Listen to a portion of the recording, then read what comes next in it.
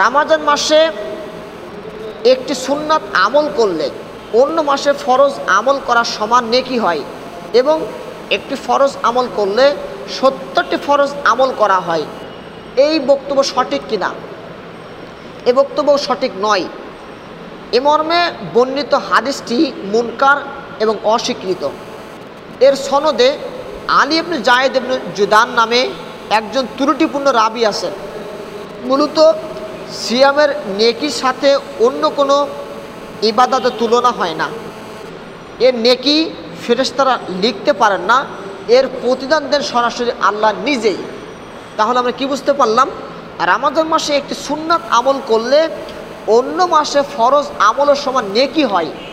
আপনাকে বুঝতে হবে রমজান মাসে যদি কোনো কাজ করেন, ভালো কাজ করেন, এর নেকি কিন্তু কোনো ফেরেশতা লেখে না, বরং সরাসরি আল্লাহ নিজে লেখেন। কারণ রমজানের সম্পর্ক হলো আল্লাহর সাথে, রমজানের কানেকশান ডাইরেক্ট আল্লাহর সাথে। আল্লাহ নিজে এটাকে লিপিবদ্ধ করেন, নিজে আল্লাহ এটাকে লিপিবদ্ধ করেন।